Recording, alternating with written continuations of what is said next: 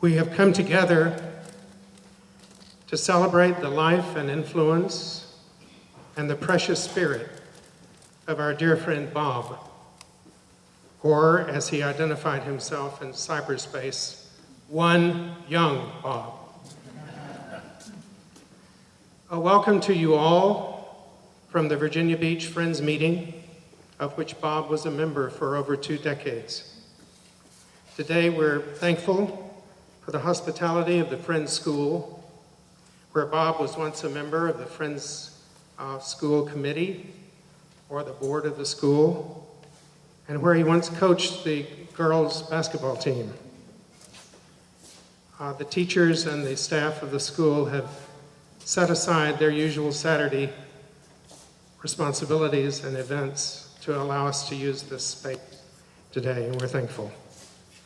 We're gathered here from various communities in which our friend invested the riches of his embracing heart and his expansive intellect. Family and neighbors, beloved colleagues from the men's group and the book group that met at Bob's home until his last day, academic and clinical colleagues, former students, fellow poets, fellow advocates for social justice and peace, members of the Quaker and Jewish, Buddhist, Baha'i, Taoist, and One Love communities. Maybe even some Irish folk today, judging by Mike's tie. Friends all, our friend Bob learned how to dwell in the present, which he seemed always to approach as a new opportunity for adventure and relationship, an opportunity to listen and share stories, to laugh and cry and affirm the humanity of everyone present. No difference of opinion seemed too vast for him to try to bridge, though there was never a question about where he stood on matters of principle. Your program contains a short biography of Bob and some of his favorite quotations, as well as a description of the Quaker form of corporate meditation, which Bob loved, which he enriched when he spoke in our Friends meeting, and which he commemorated in poetry. We will first hear from several members of Bob's family who planned this service, starting with his daughter, Susan, but continuing with others from the family who may be moved to speak. Following the short reflections by family, Bob's friend, Tom Farley, will offer a song. And then we will settle again into 30 or 40 minutes of reflection and hear short messages from those of you who may be moved to speak. Then we will hear one song from Tom Farley. Then one of Bob's poems, a valedictory, will be read by his friend and neighbor Mike Kelly. Finally, Mary, Normand, and Dave McNew will play for us at the end of the service, and I'll close out the memorial service by rising and shaking hands with Bob's children, which will be a sign for you all to greet your neighbors. Following the service, the family invites you to a reception here in the Wilson Center. Please remember to sign the guest book. Susan.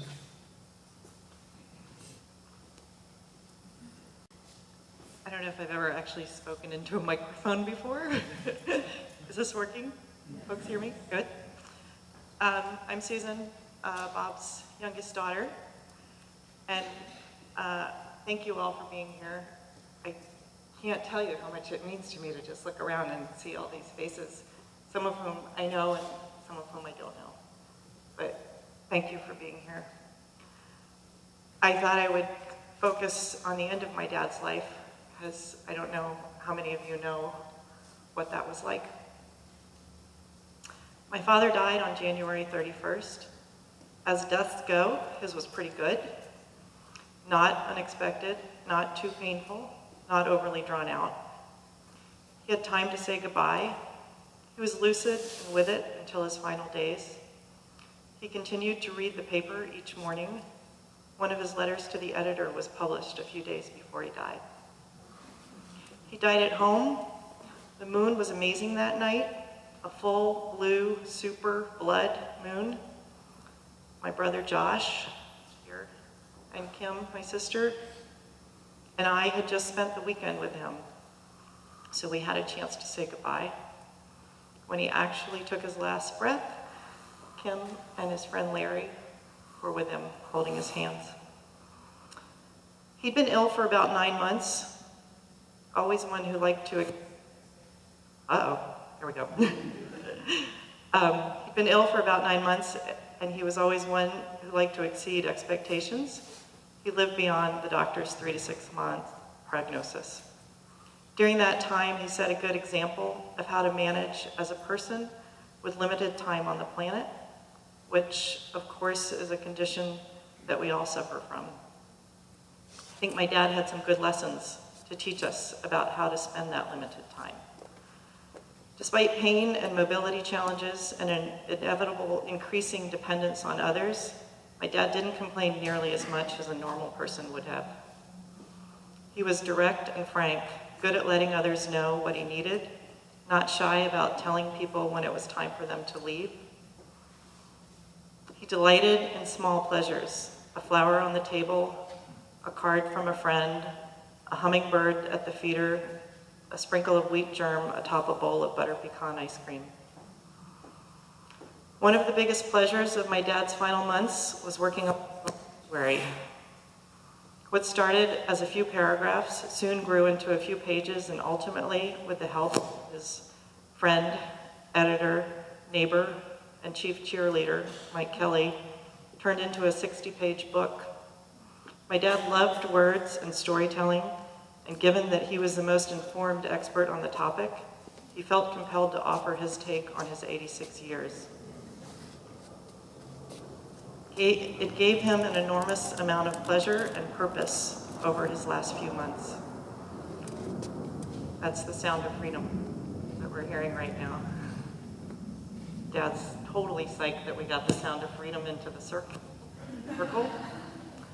The Friends meeting has kindly posted his final biography on their website, and we have a few copies here to look at. There's a link in the program if anyone wants to take a look at it.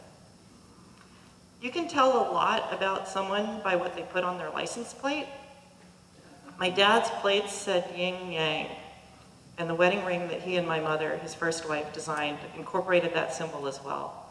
He was possibly the most even-keeled person on the planet, so it makes sense that he was so captivated by the yin-yang idea of interconnectedness. Taking in information, good or bad, without judgment, came totally naturally to him, and it was a skill that served him well, especially in his work as a therapist and as a leader of groups.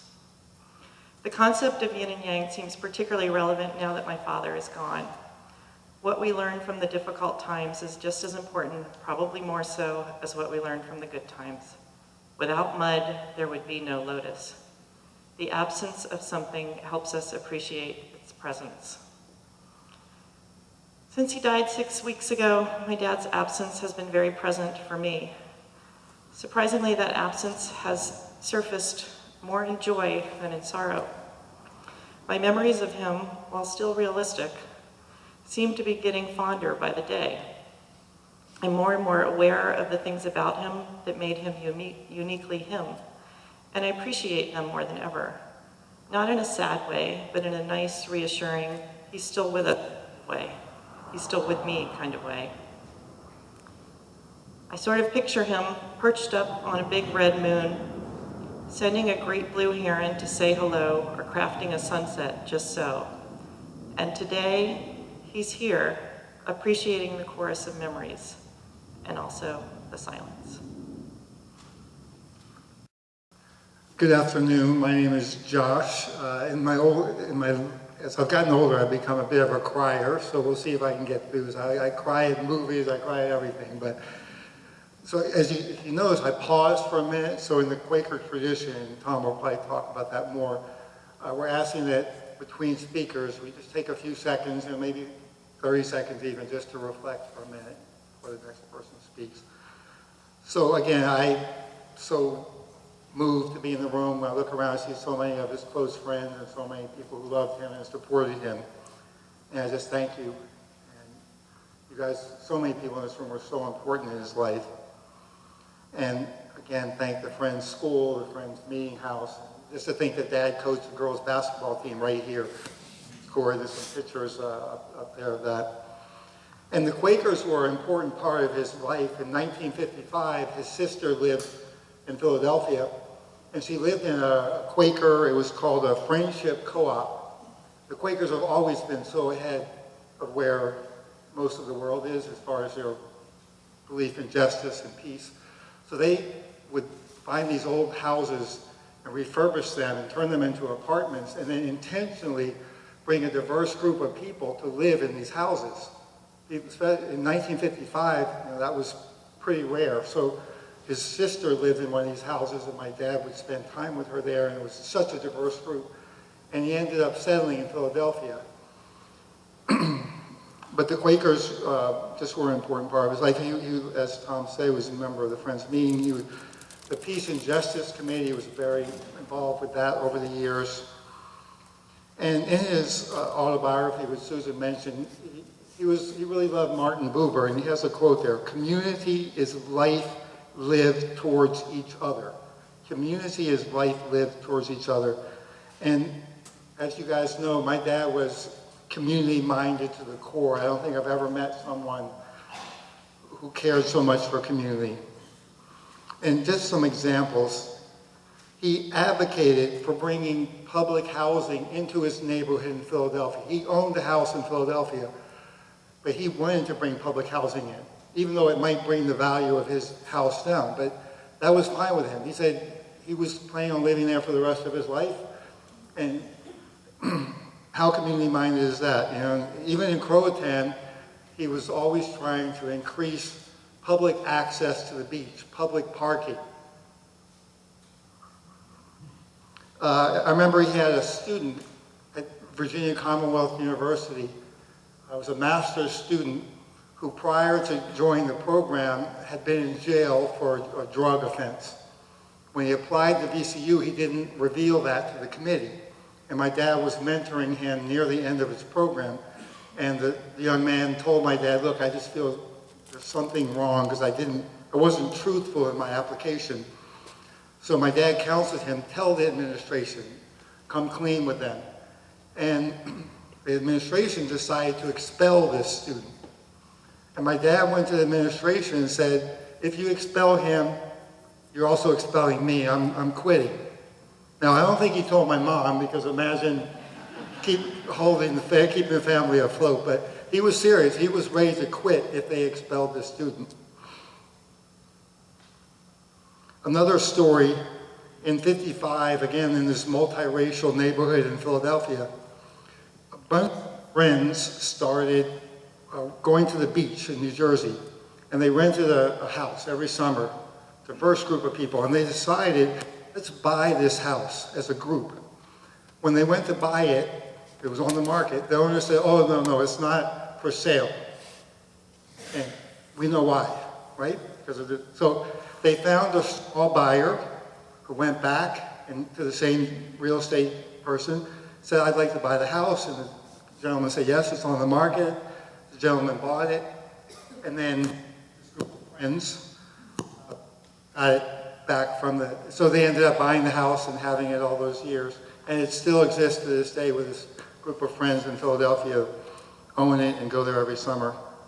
And then in Philadelphia, he started a community association called Powelton Neighbors. President, he started something called the Trouble Center, where people would come and have all their needs met. He had street fairs, all kinds of really cool stuff. He was an idealist, a visionary, really a visionary of the way the world should be. He asked, why do we have a Department of War, but not a Department of Peace? Why is health care in this country a privilege rather than a human right? And then politics. should be more about organizing public services to meet the needs of citizens. That's what politics should be about. Another story, there's a lot of stories that were very inspirational to me and so many of us, but in the early 90s, he was working at Eastern Virginia Medical School, the Community Mental Health Center, and they announced they were going to lay off some of the lower wage workers. And my dad said, why don't we do this? I'm willing to take a pay cut, and if all of us reduce our salaries by a little bit, we can keep these people employed. Of course, that idea didn't fly, and the people got laid off, but that's who he was. And as you mentioned, just his love of understanding others' points of view, rather than getting mad or debating, he would really seek to understand. It was just something that we desperately need in this country right now, and find common ground. He would give someone the shirt off his back. He could be naive. I don't know if you guys have heard the story. He went to an ATM right here on Pacific Avenue at night. Someone came out of the bushes or around the corner and said, right after he got the money out of the machine, they said, would you, could I get a ride, sir? I need a ride back home. And I said, oh, sure.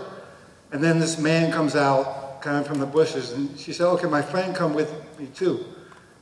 And he said, oh, sure. And they get in the car, and they ended up putting a knife at his throat and robbing him.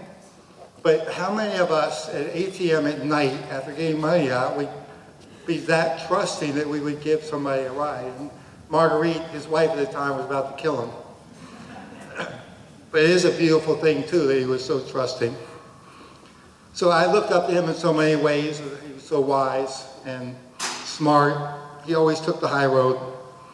And the last thing that I wanted to say about him is that this is something small, but this had a huge impact, an indelible impact on me. It's so revealing about who he was. I would go to work with him sometimes, and I noticed that he knew the name of every janitor, of every cleaning person, and just treated them with the utmost respect, just as if they were the CEO of the agency. And that's something that I've tried to remember and incorporate in my life, because so often those people are treated as if they're not even human. So in closing, I just want to thank all of you for your support. And I am hesitant to do this, but I just want to, each of you know how you supported my dad, but there's two people. Marcy Wesner was his main caretaker for the last 7 months of his life. Marcy, where are you? On behalf of the family, I want to thank you. And then also, many of you know Larry Hers. Larry would rock for my dad. He would be there almost every day. And it was like a brother, like a son. And Larry, you're the most giving and generous person I've ever met. So I just want to thank you. Well, there's so many things I could say, but we found this note that he wrote me. And it says, it's got the sun coming up from clouds. And it says, Kim, hope everything is working out. D with a circle around it. And he felt that for everybody.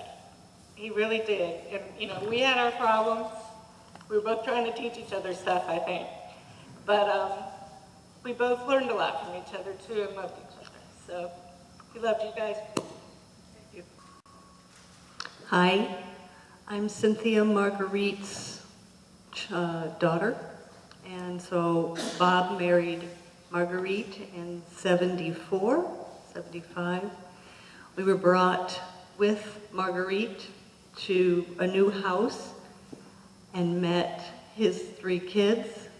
We all have slowly but surely and lovingly become a family.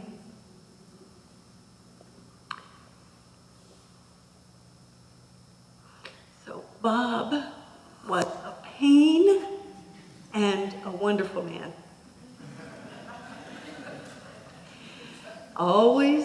My first gift from him was the book, The Zen of Motorcycle Maintenance. I was 13. I just wanted a motorcycle. I didn't care about a damn book. So, one year, we went to Sedona, my mom and Bob and I.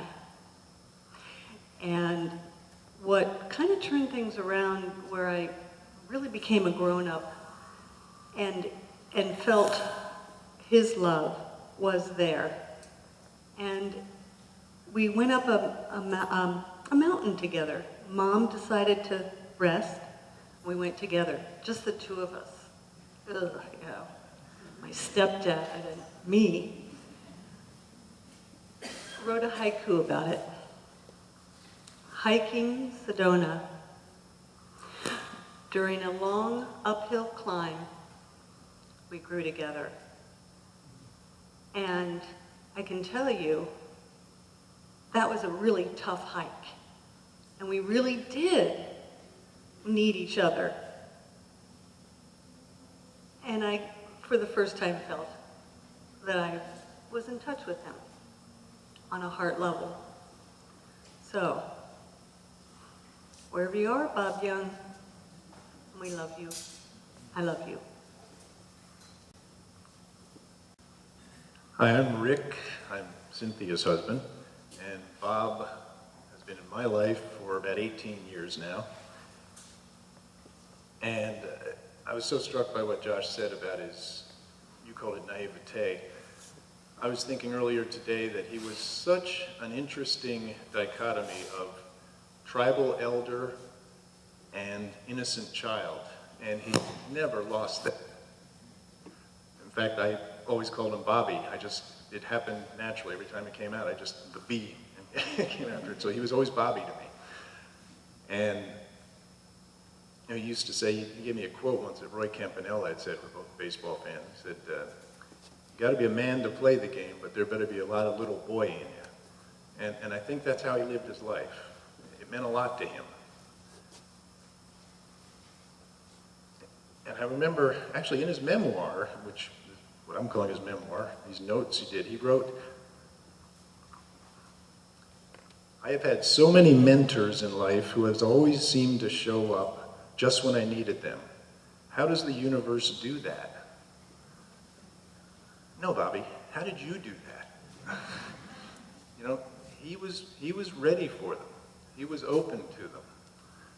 He was curious. Meanings of the word. He was curious.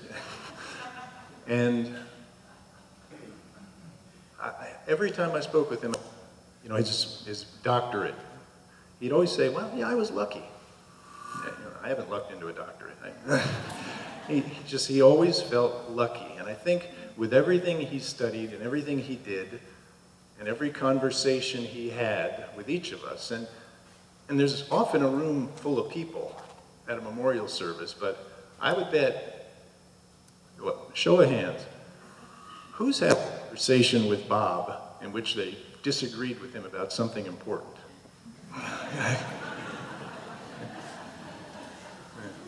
Okay, the rest of you are lying. Now,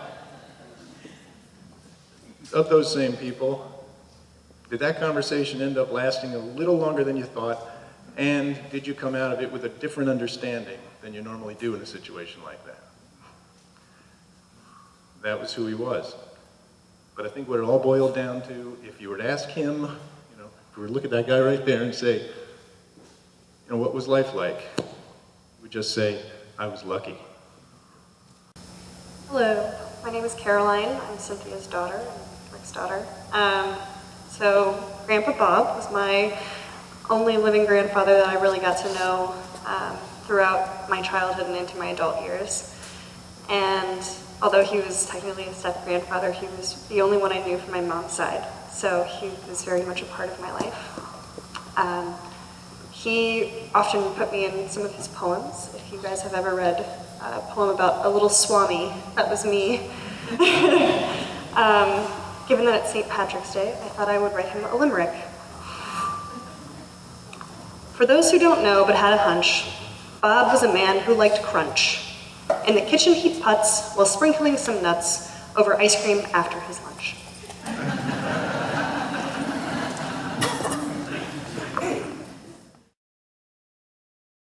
My name is Jimmy Henson. I'm Susan's husband. This is a poem called Yin Yang by Belinda Superman.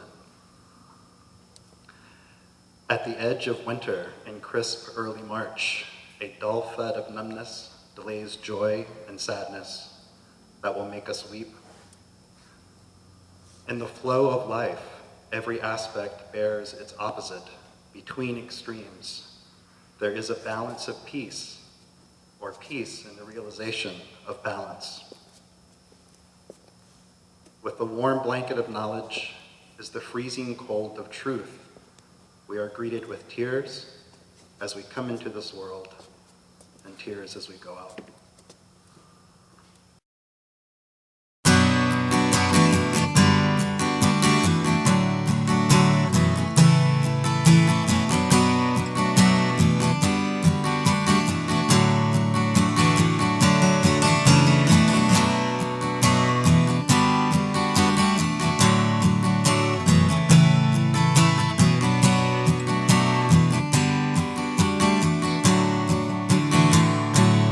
Before you go, I'd like to try to put a twinkle back in your eye, to say the things I need to say,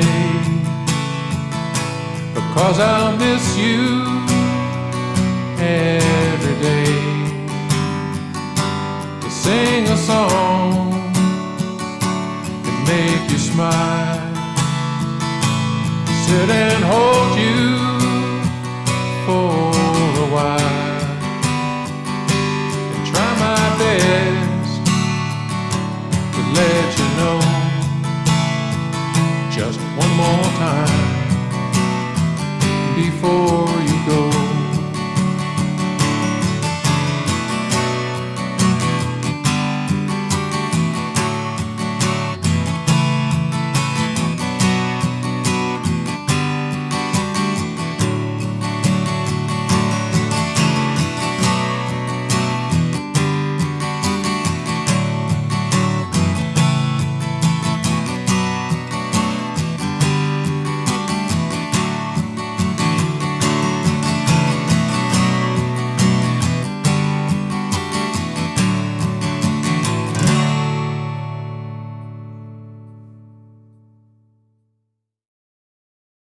One moment, please. It's going to be impossible for people to hear you speak if you don't use a mic. So we're going to pass the mic around. And please, when you stand and wait for someone to bring you a mic, identify yourself, please. And then when you finish your short message, please be seated and let us resume the silence. Let us make the silence as eloquent as our words.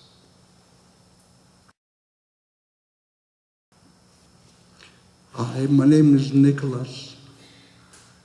I thank you to all of you here to come and talking about Bob Young, my friend, my mentor for the past 19 years.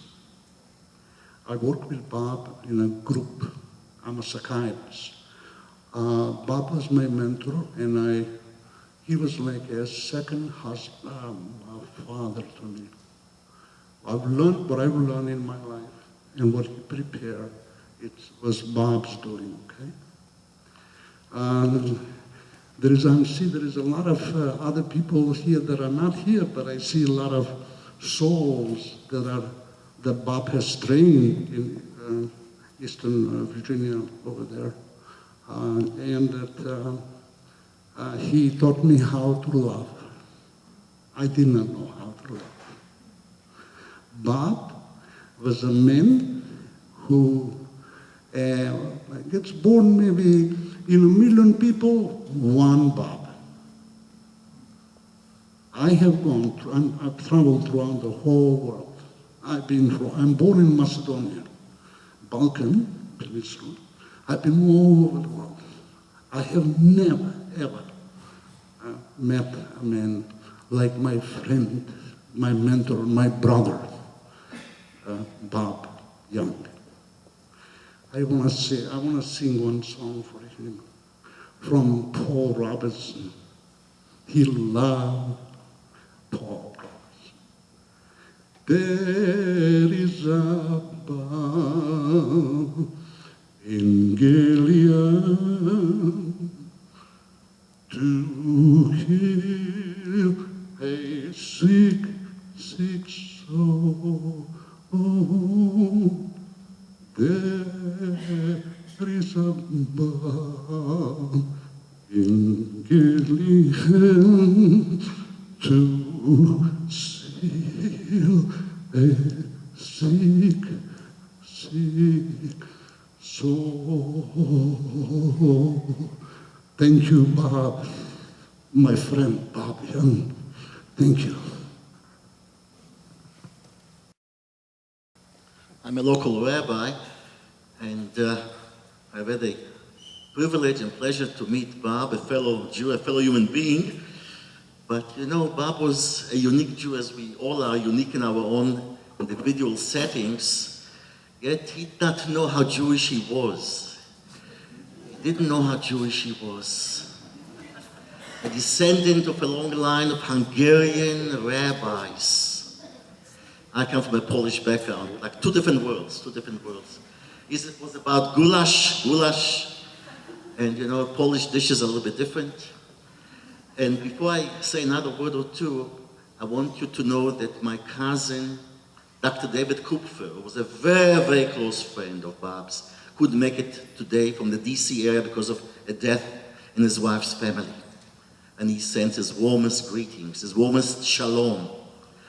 And Bob indeed was all about shalom. We disagreed at times, like everyone else here, and who did not disagree with him is not telling us the truth, we heard. And we disagreed about matters, Jewish matters of principle perhaps.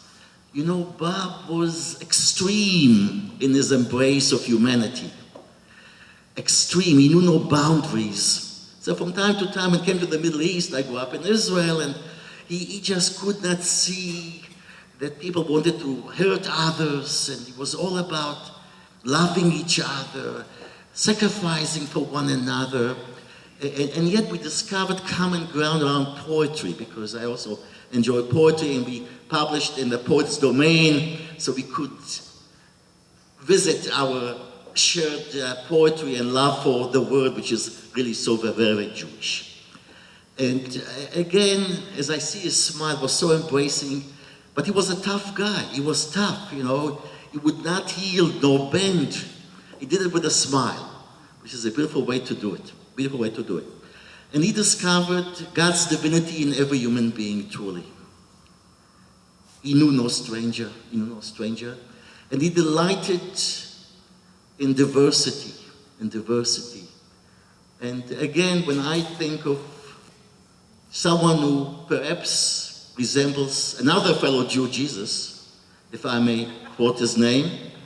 After all, the Eastern Shore Chapel Episcopal Church down the road made me honorary senior rabbi scholar recently, so I preach there sometimes. So we share a bit of that universal spirit, and in Judaism you have the universal and the particular.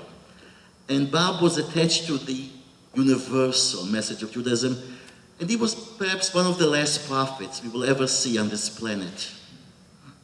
He brought us closer to one another and taught us the meaning of shalom, of healing, hope, and harmony. So thank you, beloved family and friends, because he could not have become who he has become without us, without you, who loved him, and we all loved him so much, and we'll miss him. Shalom. My name is Susanna Miller. I'm also known as Sue Diddy. I only knew Bob from about 2013, and he was one of the most wonderful, accepting souls I've ever met.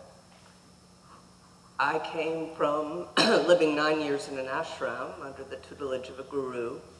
We had wonderful conversations regarding our thoughts of faith.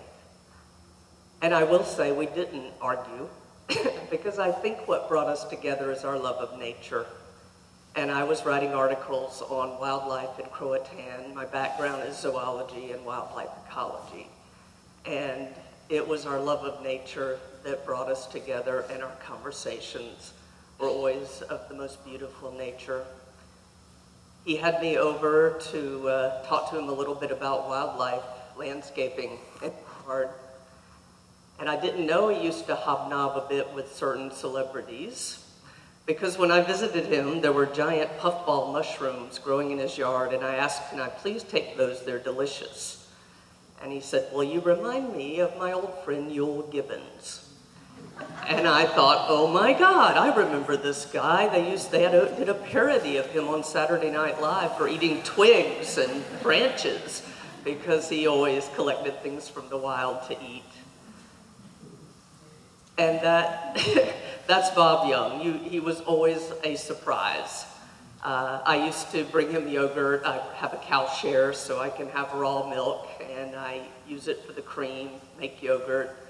And he felt lucky because his doctor had told him, I need a protein source, and here I came bearing whey.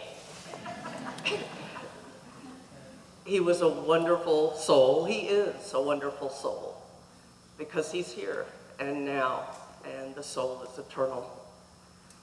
And I'd like to close in saying, in our conversations from my guru to his God, that one of my favorite conversations was our discussion of God is in the gap, that his silence holds the spirit in a way that voices and talking cannot.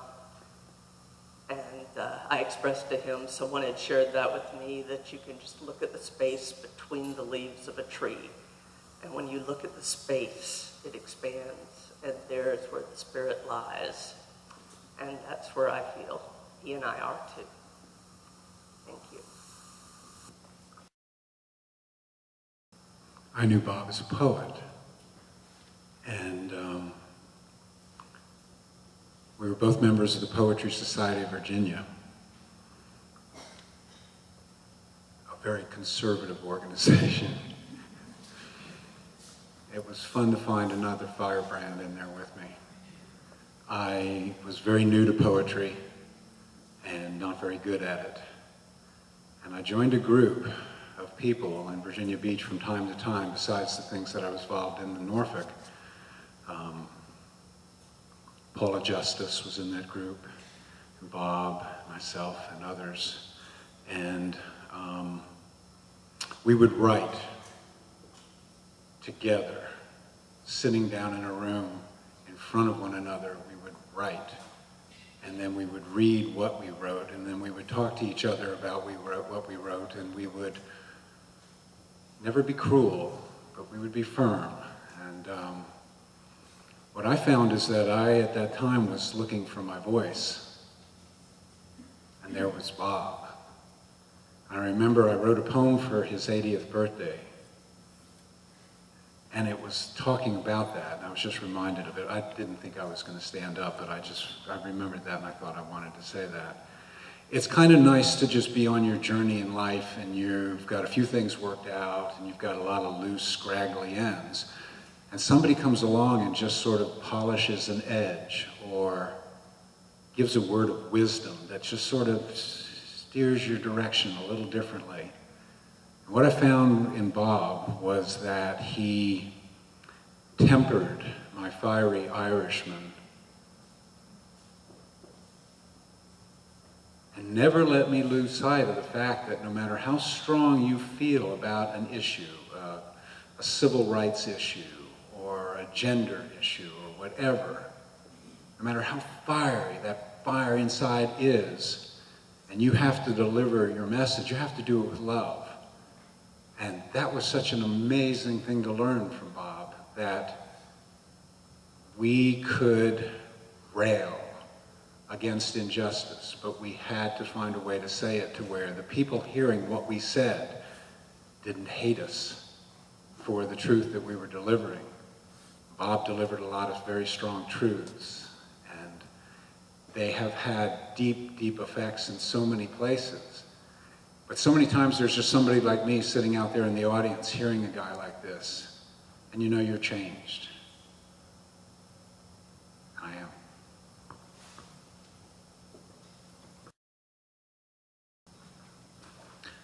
I'm Steve. I'm from the Catholic Worker, and so when last week the church announced that they were going to make Oscar Romero a saint, we were very excited because he's always been a saint for us. So I went and got our book of Romero excerpts from homilies, and what was in there but a poem that Bob had sent us years ago, several years ago, and it just seemed an appropriate thing to bring today.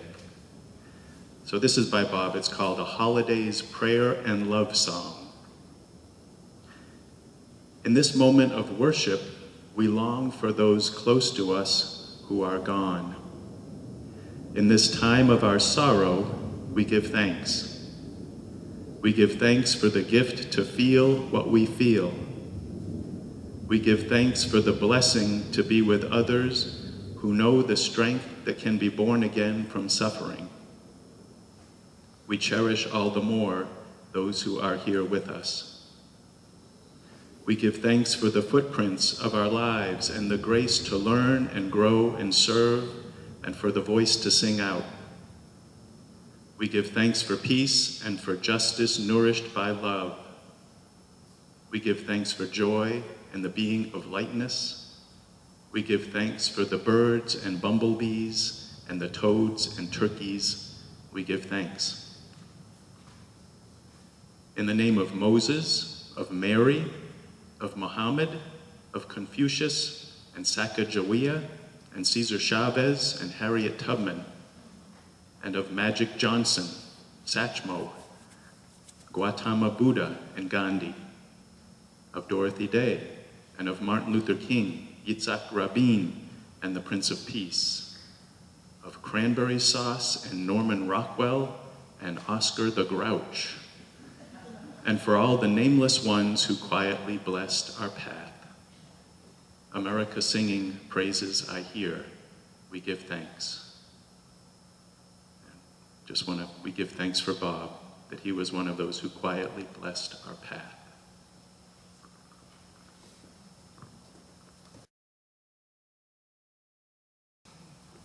I knew Bob, I'm Judith, and I knew Bob through the meeting and through poetry. And I felt I had to bring his book. He was so proud, and we in the poetry community were so proud of him when he pulled his poems together and made a book. And the cover is artwork that his dear Marguerite did. So he was so happy about the cover of this book. And I just wanted to share a little thought of Bob from his book.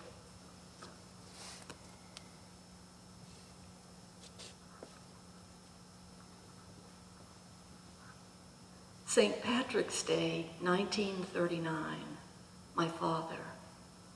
Today is the anniversary of my father's birth, March 17. Odd that little Nathan, seventh son of a Hungarian rabbi, born the day of an Irish patron saint, seed of the Magyars, blessed by stone of Blarney Castle, a splash of spring, a wandering minstrel, he the mischief of the leprechaun, green mystery of the seasons, one who oft renewed himself, leapfrog the park rail at 59th Street, come up with a four-leaf shamrock and jig it back to me, handing it through the soul of my child eyes into the clutch of those chubby fingers. And this little excerpt from Preparing for the Present is really vintage Bob.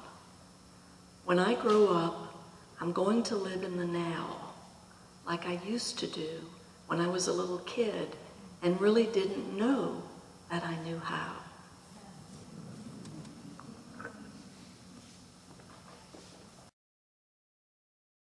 I'm Ed Moreau.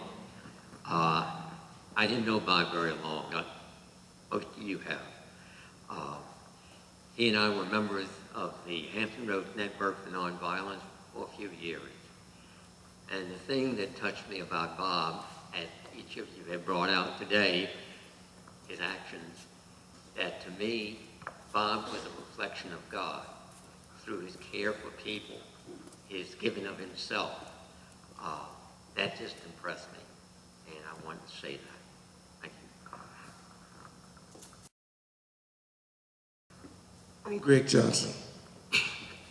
And I met Bob shortly before he married Marguerite. I have the unique distinction of being Bob's only black son that you know of.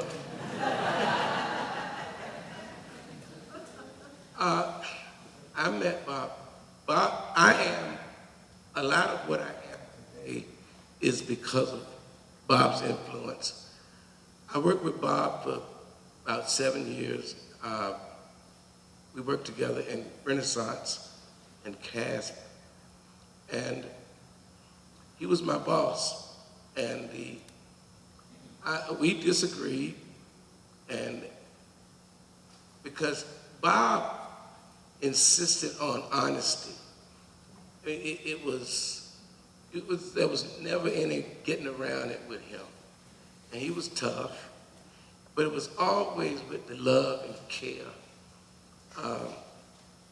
that's Christ-like, if I could use that word. You know, I always referred to him as the modern day Bertrand Russell. But he was true to the one young Bob, right to the end. And we had parted. I went in a different road to work, but we always maintained contact till the end. I know the world was always better because of Bob. I'll miss him too. And those poems, I collect them. He would always, whenever he would do one, he would send it to me. And when you're reading them, it just comes right to mind. That was pure Bob. One of them was about his time at the methadone clinic. It was raw, but that was Bob. He just was true to himself and everything else. Thank you.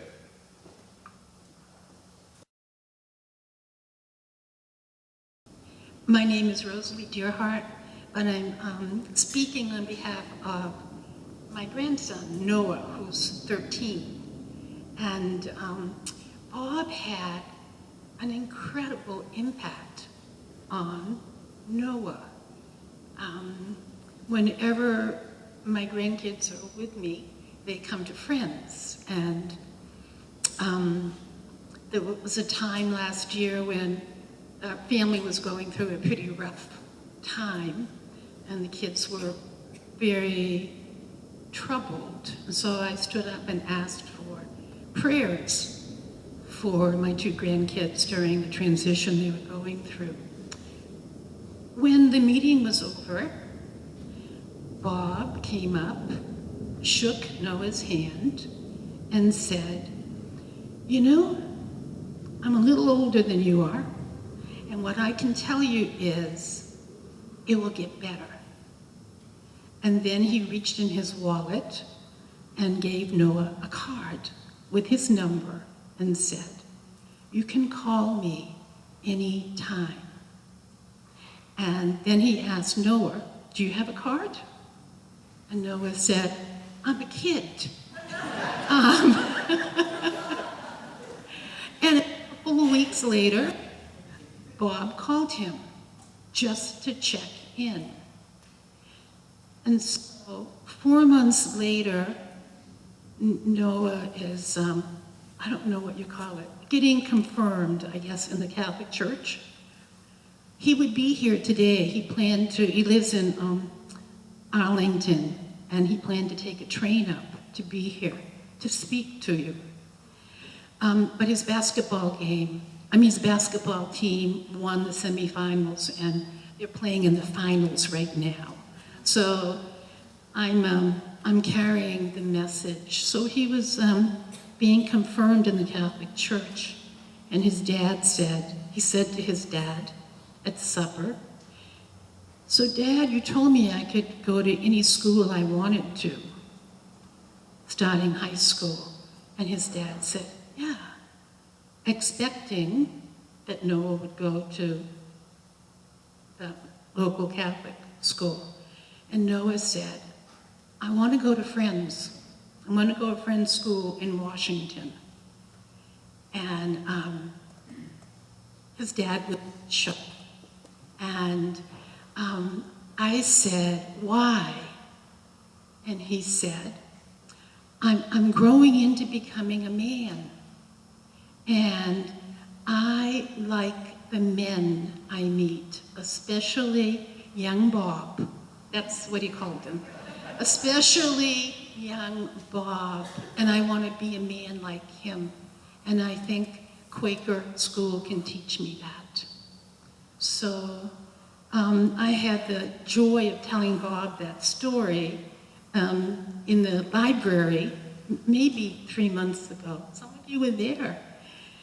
And he was as filled with joy about that story as I was telling him.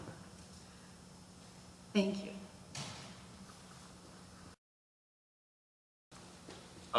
My name is Xavier. I'm Bob's grandson, and I'm 15 now. But a couple years ago, I was maybe 10, and me and my dad were visiting Grandpa Bob. It was just the three of us, and my dad was out at the store, doing some errand, and I was in Grandpa Bob's study on my dad's laptop, and Grandpa Bob was sitting in the kitchen, just being there. And I was playing my game, which was so stupid of me, but so after about an hour playing the game, Grandpa Bob walked in, and he told me that I was selfish. And I didn't know what to do. He looked me in the eyes, and I just nodded like that. And then I just kind of looked away because I was so embarrassed and didn't know what to say. But and then he just left. And in the moment, I was like, it really hurt my feelings. I was like a 10-year-old kid. I was like, what am I supposed to do? But and he didn't even say it in a harsh way. He just said what needed to be said. And after a couple, thinking about it, I understand that, and I see it in my dad. Recently, we got in an argument, and we were both really heated and annoyed at each other. And my dad told me, "What would Grandpa say?" And that just in the moment, I disregarded it because I was still upset at him. But after getting to think about it, it just that's just what I want to live by. Just the man he was, how compassionate and understanding, accepting. That's the way he raised my dad. That's the way my dad's raising me. That's the man that I want to be, and that's the way I want to raise my kids.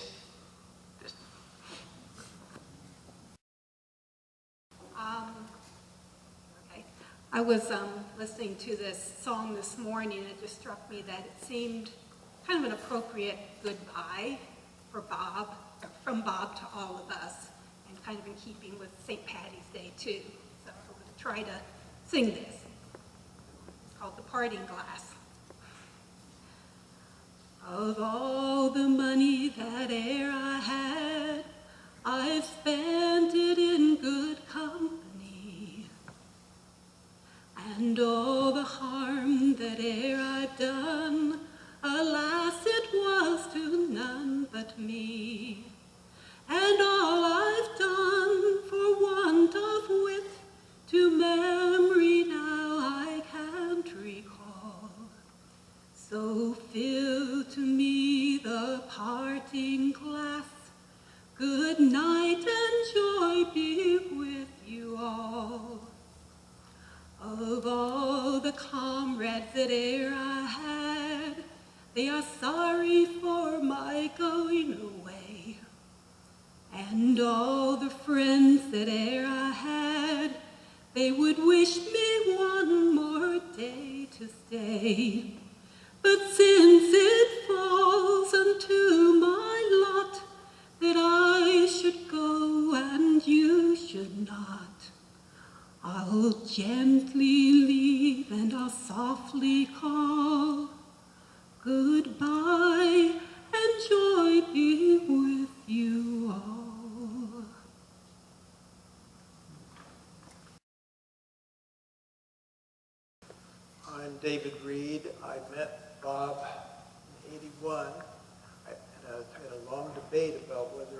dared get up here and talk, but I finally realized sitting here that I know he would want me to talk about this part of him. I heard about a basketball group of guys that would get together every Saturday morning, soon after we moved here from Topeka, Kansas then.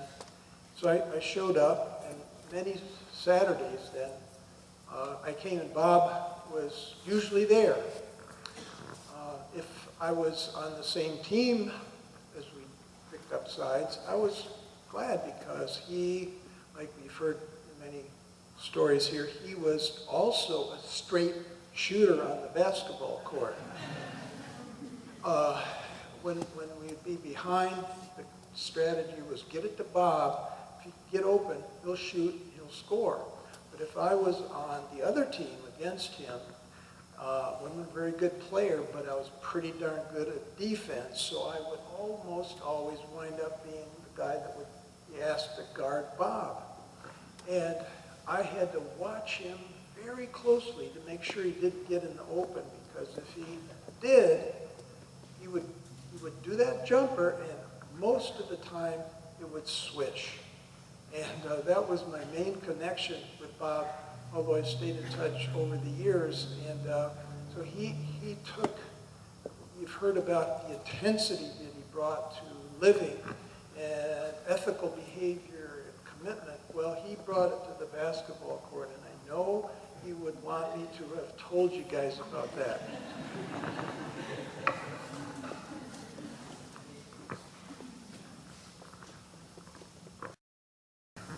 My name is Charlie Turner, and I was in Bob's last men's group for over 20 years. And Bob encouraged us to be open, to express those things that were bothering us. And I think almost everyone told what was real to them and listened to each other. And this is a group of men, which is a little unusual for men to be that open. As one of our members, Michael Perkins, who was in even earlier men's groups with Bob, said he liked to talk about it as getting naked, which we did not do. But metaphorically, we did. And for me, it was extremely valuable. It was both therapeutic, but it was more than that. It was an experience of learning to love others and to love yourself. And I think that was the essence of Bob Young as I experienced him. Hello, everyone. I'm Alex. I'm married to Caroline. I was debating about talking about this, but one thing that Bob and I had a connection with was the love of storytelling. I'm very much into kind of seeing how another person sees. And needless to say, he is very much in that same vein. The thing that made me think about this, the last time I saw Bob was last year during the summertime. My brother and I had traveled down and was picking up Caroline on our way down to North Carolina. The thing that got me, this was right when Bob, his health was kind of becoming a little more taking a turn for the worse. And I remember he sat with us for an extra hour and a half, 2 hours. Both my brother and I are lovers of MLK, and we kind of really got caught in the story with him talking about what social justice was, kind of our views of where the future was headed in regards with that. And the thing that got me was he stood up, and I could tell he was really tired, but yet he kind of, I guess he had that, the joy of storytelling kind of overdid that, kind of having that connection with other people overrode what I knew was probably a difficult evening for him. So I was always grateful for the notion of him connecting with other people on a deeper level and he could find.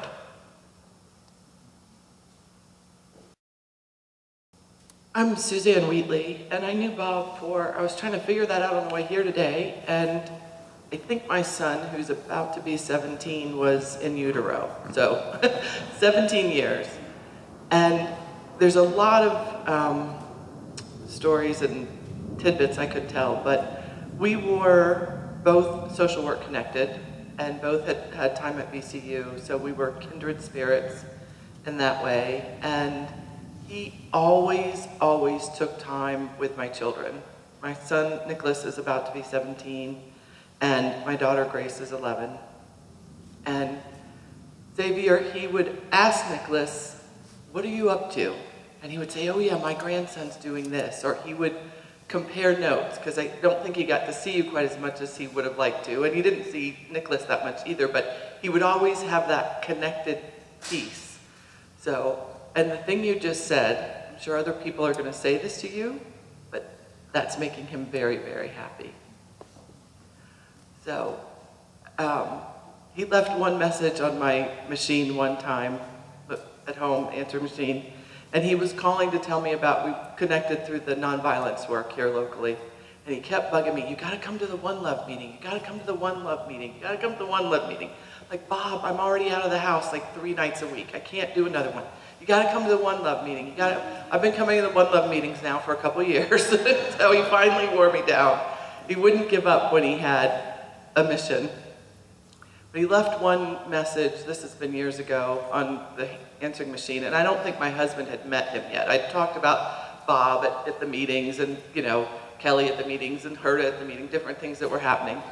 And he left a message for me to tell me the meeting time was changing or something. And he was like, "Now this is Bob, and I'm calling for Suzanne about such and such, and we've changed it to the Tuesday night, and now, it's not romantic or anything, Chuck. It's just, I'm calling to tell her about the meeting change."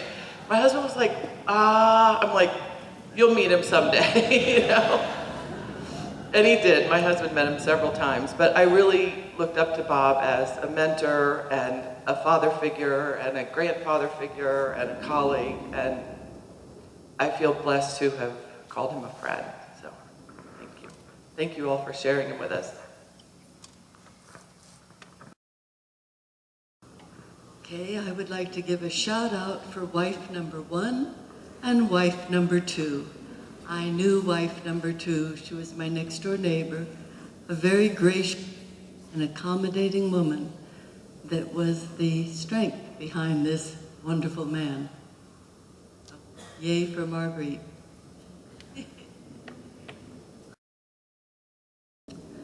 Hi, my name's Catherine Thoreau. I went to this school for many, many years, and I knew Bob through him being the assistant coach for us. Might have been 10th or 11th grade, I can't quite remember. And he co-coached with another student's father, Mr. Reed. And that was the one year that we really succeeded as a team. We actually made it to the championships. Of course, they beat us by 1 basket. But, yeah, all that was really crushing. But I barely knew Bob. I wish I could have gotten to know him more. And hearing all the stories that you were sharing and what I've read about him, he was such an amazing person, and I would have loved to have gotten to know him more.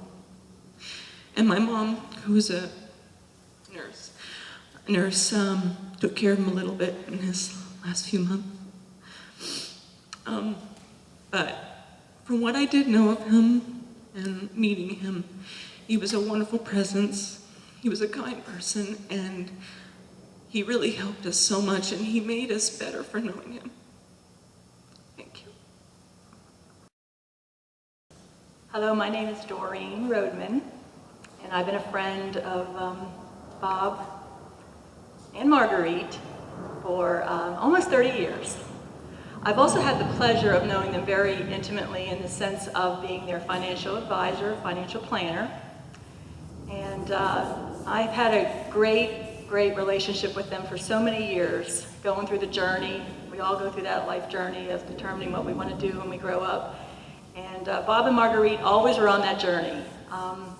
And I can tell you that even though Bob was a tough cookie, Marguerite was a little bit tougher. She won most of those conversations. And Bob respected and admired her immensely, and he was a softie with her. And it was just a great pleasure to have spent countless hours with them, talking about all the things that are most important to them, including and especially their family. We spoke many hours about all of you, and I am so grateful to know all of you personally as well too. So it is truly my joy to be a part of your family. And Bob and Marguerite were family to me. I miss them both tremendously. They gave me great wisdom for me, for my family, and I hope that I was able to give them some back too. I also have my book of poems that I cherish, and I've read numerous ones many times, and I just kept looking through it this past few weeks, determining what I might want to say or read, and I kept coming back to the last one actually in the book, and I'll just take a moment and read that because I think that this expresses who Bob was to all of us.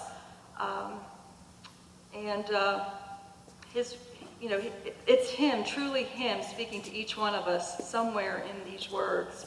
It's called Visions of the Season. May we not forget loved ones who have bequeathed us a legacy of goodness.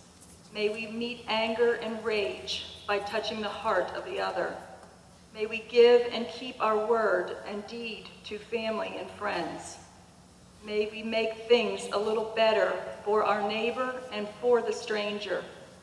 May we have the strength and zest to work and play abundantly. May we have the joy to laugh and be of good spirits. May we continue the journey toward, through, and beyond the mind and body. And may our children live in a planet restored and a world of brotherhood and peace. And I wish you peace, Bob. We love you.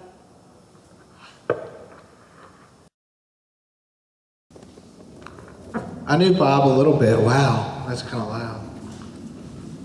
And my mind's there. Anyways, he's a really nice guy. He let me in his house, cooked me a chicken salad sandwich. It was really good. And then we caught a wasp and got it out of there. I guess to my credit, I helped him with this windshield wiper once. I liked his better. The wasp was fun to catch and get it out. But, he's a really nice guy. I wouldn't mind seeing him again. I think he's a really good guy. So anyway, I guess it's somebody else's turn now. Thanks.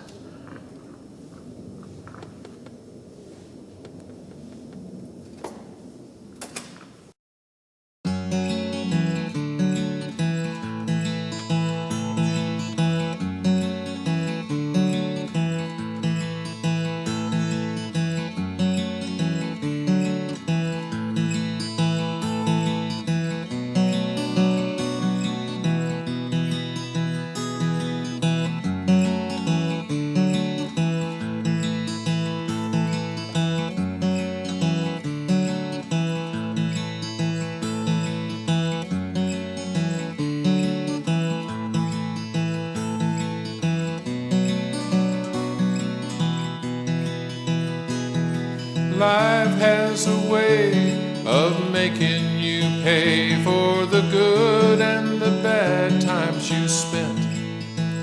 On your body and soul, it's taking its toll, waiting for you to relent.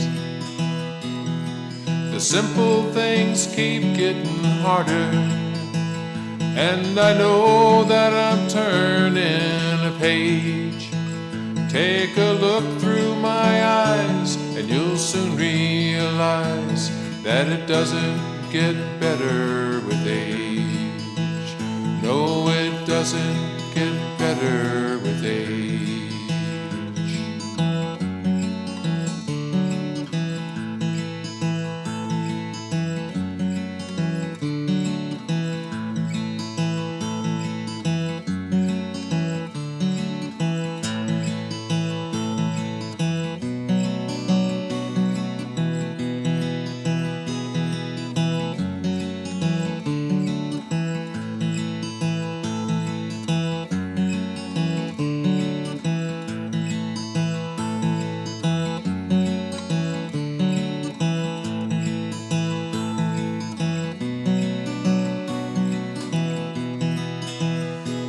for the time that I spend with my colleagues and friends, for the time that I spend on my own, for my wife and her conversation, and the time that I spend in my home. Oh, my heart starts to beat a bit faster as my words flow out on the page. When you look through my eyes, you'll soon realize that it only gets better with age. It can only get better with age. Yes, it always gets better with age.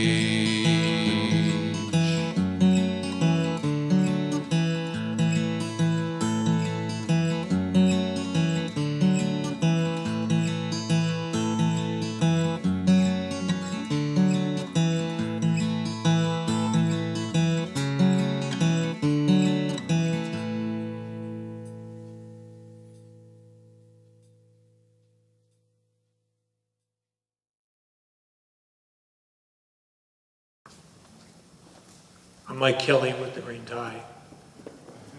And as those of you who are wearing green know that to an Irishman, this is a high holy day. I, in fact, wore my green tie to honor Bob's father, Nathan. And you've already heard the story about Nathan.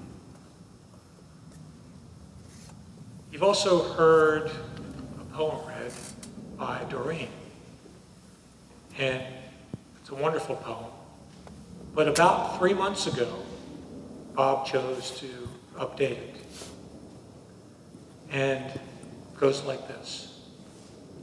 New Year's thoughts and prayers. And he starts off with a quote from Paul McCartney.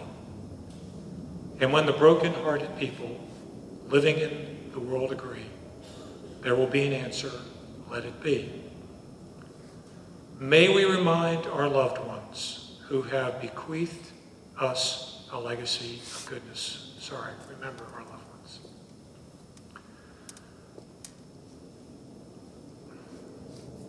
Why we have the joy to laugh and be of good thoughts.